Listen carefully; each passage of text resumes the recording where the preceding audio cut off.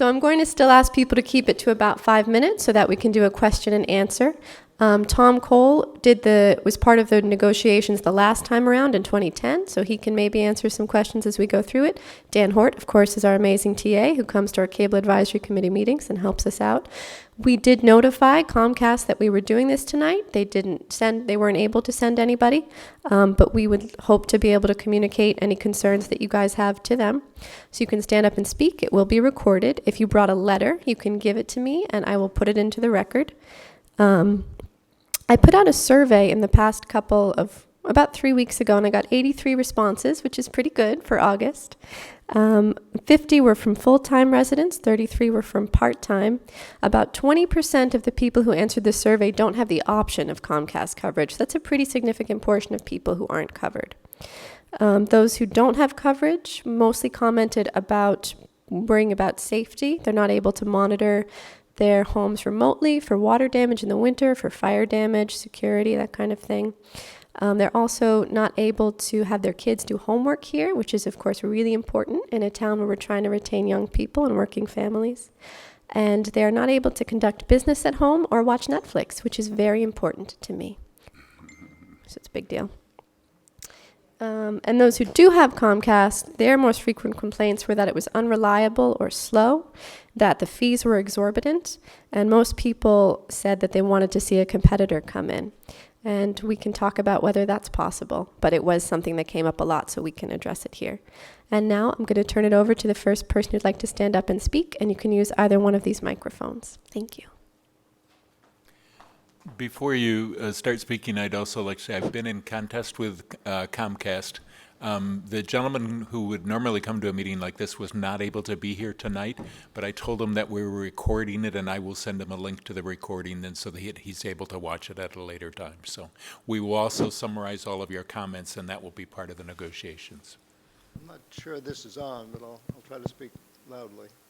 My name's Robert Raymond. We do want you recorded, so. You got him, Andrew? Why don't you come up to the podium? That's actually much better in terms of the audio quality. Thank you. My name's Robert Raymond. I have several Comcast accounts. I live in Key Biscayne, except during hurricane season when I live in Ocean View Drive, except when I'm required to leave because a visitor wants to use my home there. We're considered businesses in the park, and visitors get first priority over homeowners. And then when I'm not on Ocean View Drive, I'm over on West Road, close to Eastham. So I have a lot of accounts. Condo in Florida was built in 2001. Comcast was brought in by the developer. We paid very high fees for television, fair number of stations, not high definition. Our manager didn't know what HD meant in front of TV, so we had regular TV. We went to a company called Converged Services that just arranges contracts for towns and condos, and mostly in high-end communities, a very, very quickly growing company. They do consulting services around the country.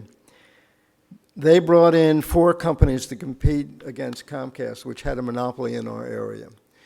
We got twice as many TV stations, high definition. We got internet. We got high-speed internet because they rewired everything, even though the buildings were fairly new, with fiber optic wire. We pay for all of that roughly half of what we were paying for bad TV. They'd be happy to come to Wellfleet, make a presentation as to what they think they can do. They've gotten companies like Hotwire, which is a very rapidly growing competitor, to come in, as well as AT&T, Verizon, other companies that you can imagine. And I think since there's no fee for their services. They make arrangements by whoever enters the bidding process that they've set up ends up having to pay whatever consulting fee is involved, the winner of the bidding. So it was a very painless experience. They did all the work. You're in control. They bring you the bids. You pick, you listen to the presentations, you decide to go with any or none of them, or do your own deal. But we found that they were a really big help to us. The other thing, I'm surrounded by a lot of people that live in the park that work for the park in abandoned houses that have been rehabbed. Everybody wants TV, even if you're here part-time working for the park. A lot of us have arranged to get the Comcast, and we're not part of the original town deal, I gather, because it includes just the center, I believe. It doesn't include the more remote areas of the town. But if we are Comcast customers, hopefully whatever new deal the town does would include all town residents that have Comcast. I mean, hopefully the scope of the deal would be enlarged, and maybe even wiring to get more people involved. So those are my comments. I'm happy to answer any questions about our experience with this company. Thank you. For now, we're going to have everyone talk who wants to talk, and then we'll do questions afterward. Thank you very much. Anyone else want to stand up and speak?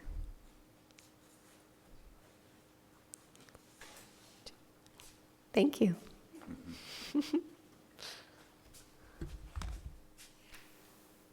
Hello, my name is Jennifer Wirtgen. I am a member of the Cable Advisory Committee, but I am also the director of the Public Library, and I'm speaking in that capacity because I just wanted to talk about Comcast usage at the library and speaking about people who come to the library because either they cannot afford Comcast in their homes or they do not have Comcast. I just finished on Friday our annual report information survey, which is required by the Massachusetts Board of Library Commissioners every year.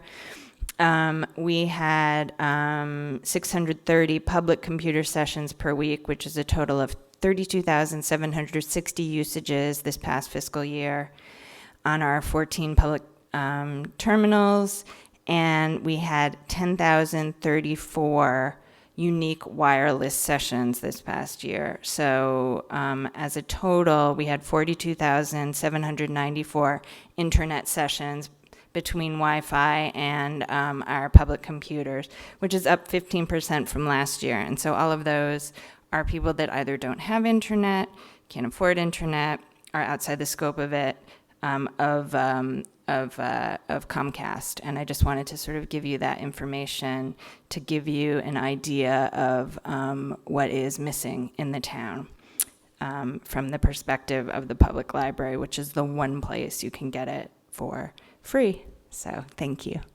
Thank you.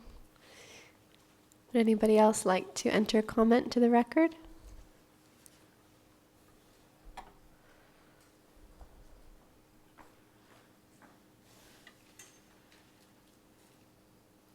Hi there.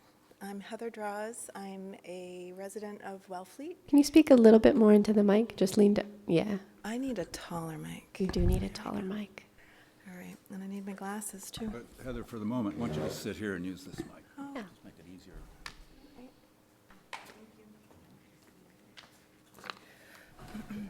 thank you. All right.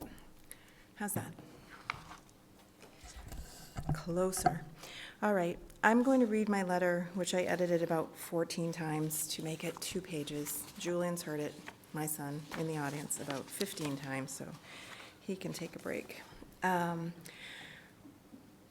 name is Heather Draws, and I live at 550 Pamet Point Road.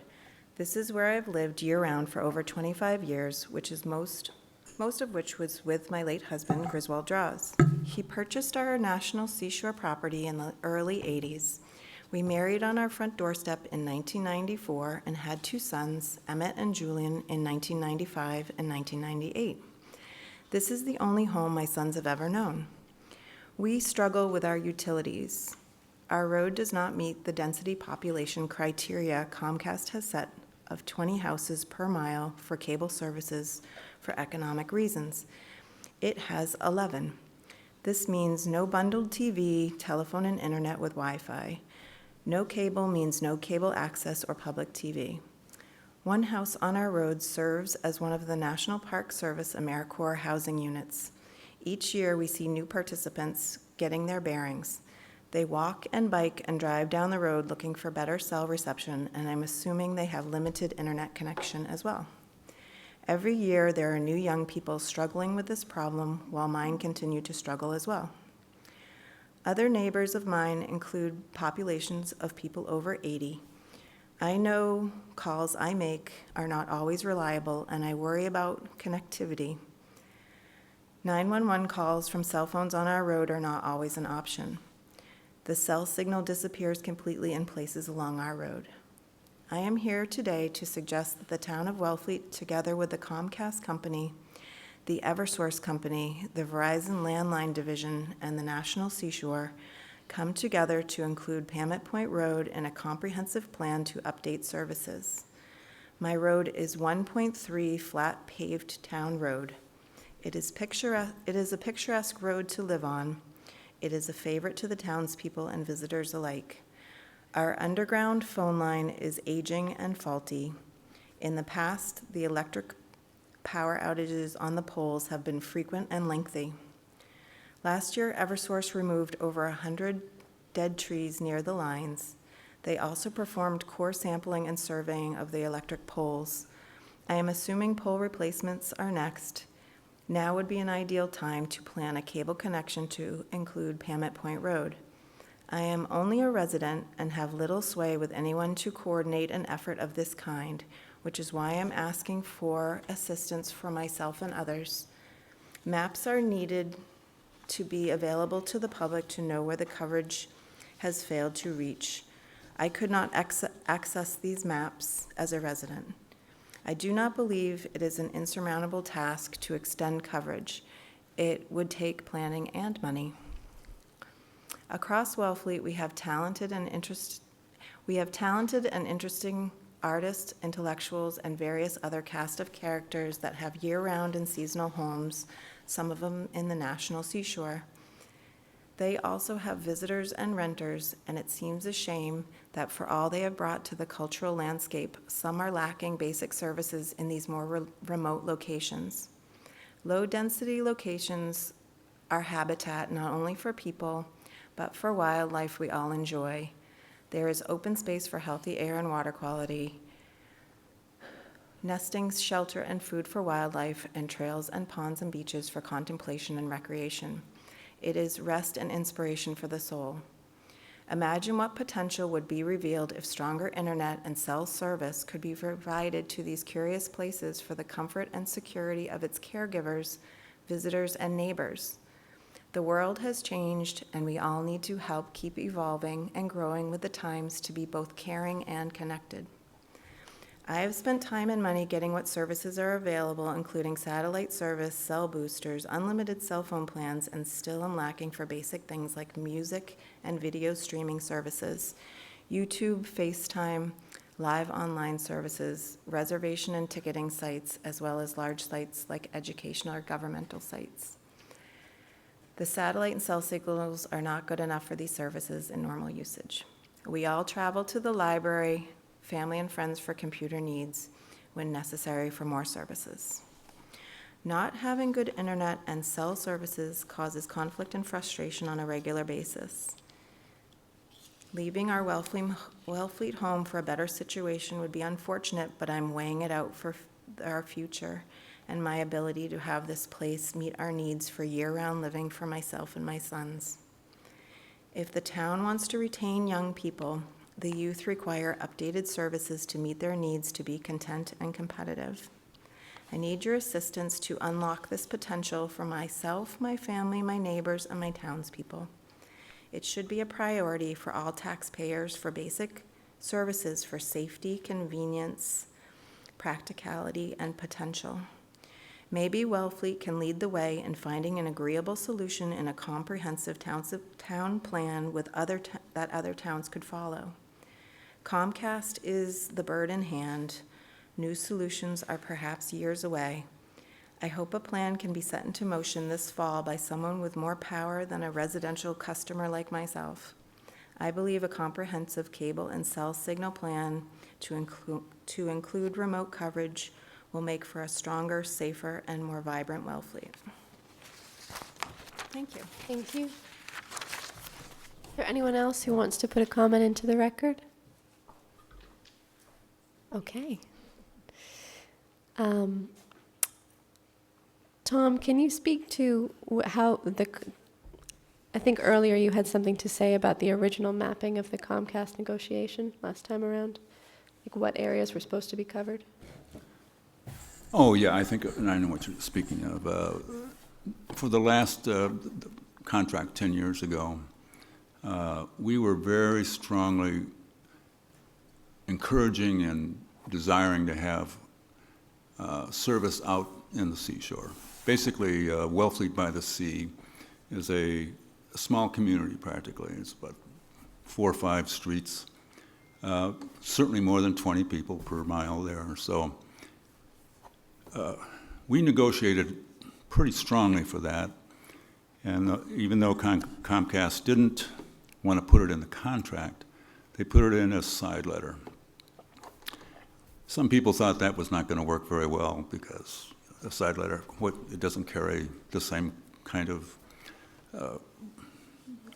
what you need to make sure it happens. But they did do it, so got to say that. It took them a little while, but now Wellfleet by the Sea is covered. So I can see us doing the same thing for the other roads, trying to come up with some solution like that. I don't know how we're going to solve the density, but maybe we can come up with a creative way to work with Verizon, somebody, to do it, especially if Verizon is redoing their,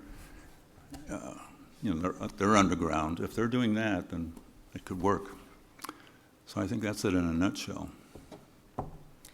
And do you know anything about the possibility of competitors coming in, other cable companies here, elsewhere on the Cape? We haven't addressed that. The towns that are up for renewal have been negotiating with Comcast, so we haven't addressed looking at competition.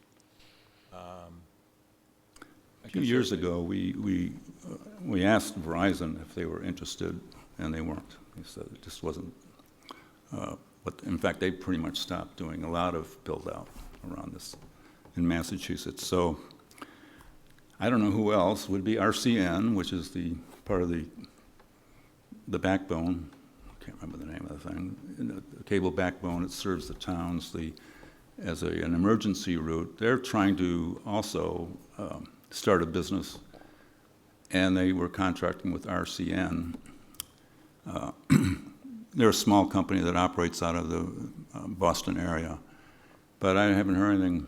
I think that sort of just stalled, and I don't think there's anything there. So I just don't know that there's a competitor or a would-be competitor that wants to get in. So one of the things that I'm in response to people who have contacted us, I've looked at it sort of as we've got 2 issues right now. I'm sure there are more. I'm simplifying it a little bit. But one is Lieutenant Island, the second part of Lieutenant Island, which does not have coverage.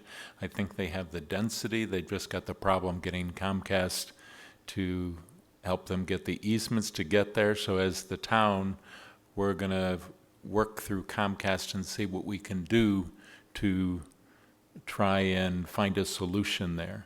I think the other part of that is the people who are in remote locations who don't have any cell phone service, and it's not, in this day and age, that's not a luxury anymore. If you need to call 911 and you don't have any cell phone reception, you're in trouble. Or if a fire truck or a rescue vehicle is trying to find a location and GPS is not working in the location, that's an issue, that's a problem. So when we negotiate with Comcast, and this is the attorney is going to be doing the negotiating for the 5 outer towns that we'll be negotiating right now, we're going to do everything we can to try and get them to extend service, realizing that for them and their density rules, they may look at it and say, well, it's not profitable enough for us to provide that coverage. We are requesting a coverage map from Comcast so we can look and see exactly where the issues are. Select Board Chair Janet Reinhardt has also been looking at how the western part of the state was able to get broadband coverage for so many communities that are rural and really spread out, similar to what we are. So we're also looking, we're going to be looking, and I can't tell you that we've done a whole lot of it yet, but we're going to be looking to the state to see if we can get grants for broadband coverage. They came through for the western part of the state when they were trying, when that was an issue for them. And I think, you know, we may not have as many people that the western part of the state had. I don't know that for sure. I shouldn't say that. But it's really, the goal is to have everyone to be able to have access to internet. And that if you want to work at home, or if you are at home and you're not at home and you want to monitor your home for when you're not there, that you should be able to access the internet to be able to do that. And there's a number of people, but I can't tell you how many at this point. So we need to get the coverage map from Comcast to be able to tell exactly how far their coverage extends. And then try and find some way, either through a grant from the state, however we need to do it, to find, because we can pressure Comcast and try and get them to do it, but if they're firm that, well, there's only 11 homes here, so we're not going to extend the coverage, it's not financially viable for us, how do we overcome that? And that's what we've got to work on. And if we can't get it through negotiations with Comcast, then we need to look at it through the state to see if they will help us extend coverage to remote areas that don't have coverage. And perhaps maybe somehow we can work with the seashore as well, because I would think that they would want to have coverage through most of the seashore as well. So if you go to the mic, Heather, so people can hear your question. Comment on Sure. what you're saying. Is this mic on now? Yeah. All right. Gotta Speak a little closer to it. Closer to Tilt the it mic. up towards your I'm mouth. telling you, There you go. it's Perfect. great being tall. Isn't it? All right, so there we go. I was trying to figure out how many houses there were beyond me in the different directions beyond me, and not to tire anyone out with my giant long letter, I clipped out some of my information, but one of the things that we did look at on an assessment map was how many houses there were on Boundbrook Island and how many houses there were on Black Pond Road. And there are about 10 or 11 in each of those sort of zones that connect. So if Pamet Point, if you went up and you went to the right, you're heading into Truro, there's only 2 more houses maybe, but they are also outliers that really need service, because the cell service is not existent. And then to the right, to the left, going back towards the transfer station, there are a couple of large parcels on the way back to the transfer station, which is 2 houses that are not covered either because of the density issue where they're spread out. And then Boundbrook Island Road has, I think, 11, 12. Some are federally owned properties. I'm not sure which are occupied parcels, but it is a longer stretch to the bay there. But none of that is covered, and some of those houses, one is a park ranger with a family year-round. One of the houses is the Hatch House, which has weekly visitors from all around the world, and I have stayed there personally, and it had very little cell service. It has no landline. It has no internet. And there were some nights I stayed there by myself, painting and enjoying my week there. And it was, you know, it's spectacular, but it's spooky. And I have actually had people on my road. I'm the first house people come to that has a light on my road, and people who are in trouble that come out from Boundbrook will stop at my house for help. And it's happened many times. And it's scary because it's people with babies and people who get lost and they don't know where they're trying to go, and they can't use their GPS, and they can't, use the things that they normally use in other places to solve their problem, and they have to come to a stranger's house, and I'm scared and they're scared, and it's really dumb because you feel like, oh my gosh, like what am I, you realize someone's looking for help and you're nervous about them, and I've helped a few people that way, and I just feel like it's so beautiful, and people say, oh, you're so lucky to live in the seashore, you should not worry about the fact that you can't do Netflix or you can't do live gaming, which my sons visit with their friends via their headphones. They talk to their friends remotely when they're away from school, but they can't do that kind of habits at home. So as spread out as we are, we're all normal people in these houses. They just happen to be spread out. And the same with Black Pond Road across the highway, directly across the highway. That goes through the woods, but it comes out at Newcomb Hollow and Ocean View Drive and Long Pond Road. Those could all link back together in one plan. It's just roads that have been bypassed by other roads to get to other places. And I think it's a network that's just the very top of Wellfleet that isn't covered from my perspective of North Wellfleet and then Lieutenant Island. I don't know where else because I couldn't get a map.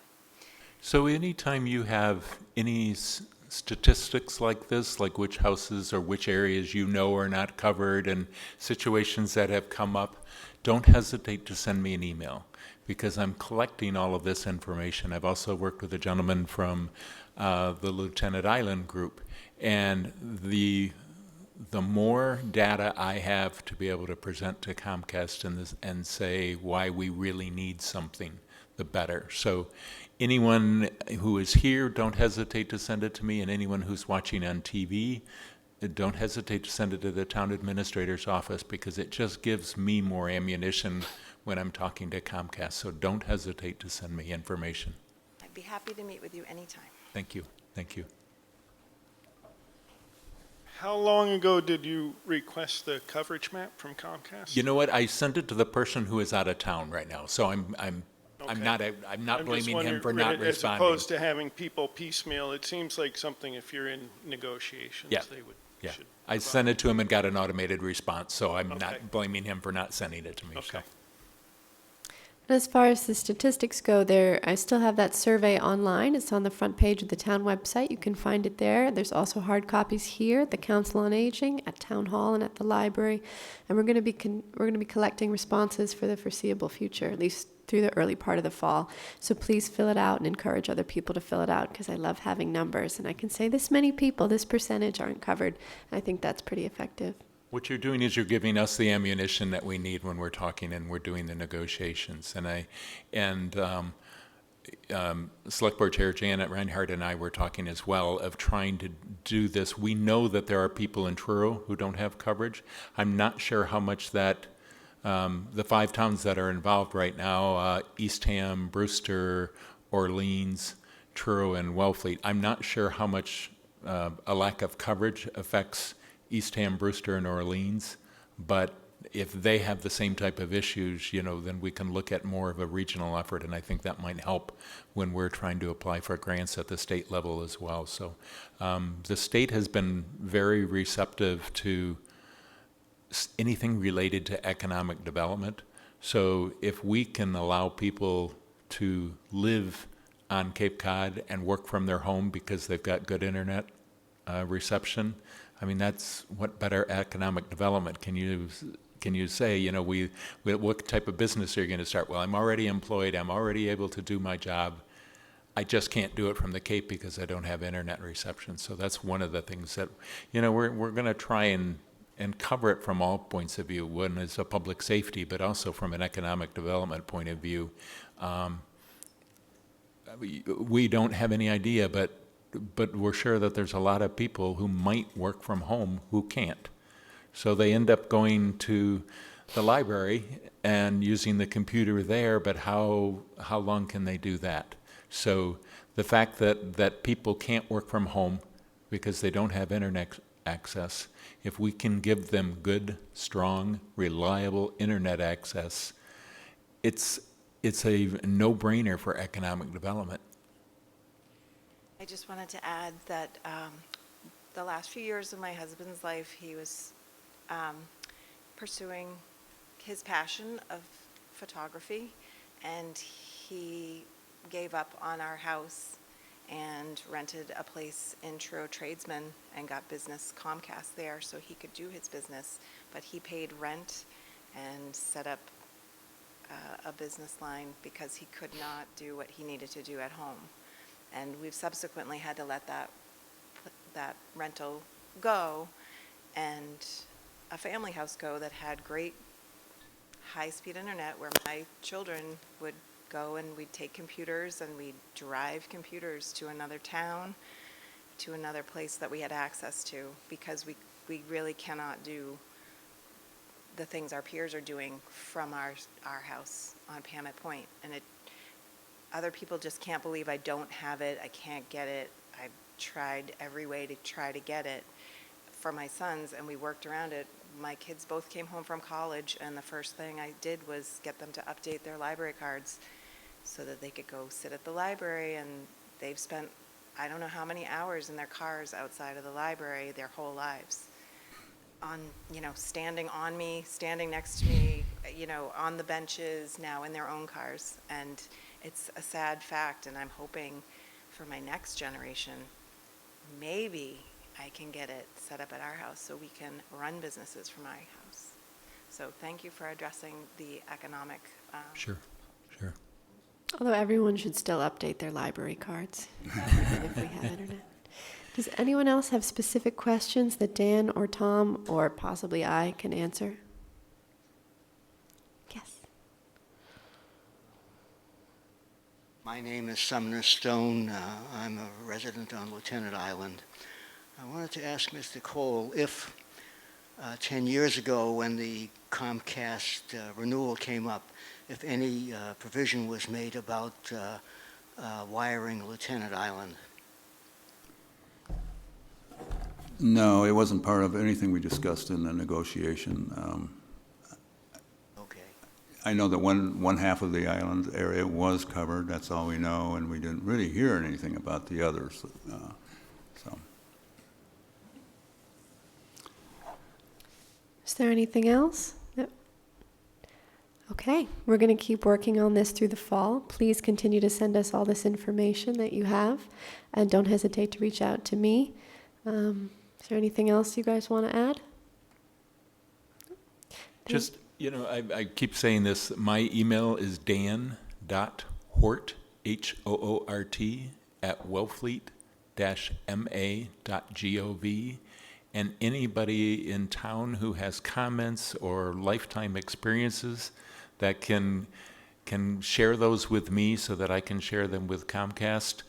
And if not Comcast, or in addition to Comcast, be able to share it with the state of Massachusetts when we're working through our legislative delegation to try and get grant funding. The more help you give us on doing this, the bigger chance we have of success. So please don't hesitate to send information in to us. So. And we do have a vacancy on the Cable Advisory Committee. It's a lot of fun. And we don't meet all that often. It's not a huge drain. So if anyone is interested in helping this along or any other projects, please do get in touch with Town Hall. Thank you guys so much for being here. Thank you, Dan. Thank you, Tom. Have a good night. Thank you, everybody.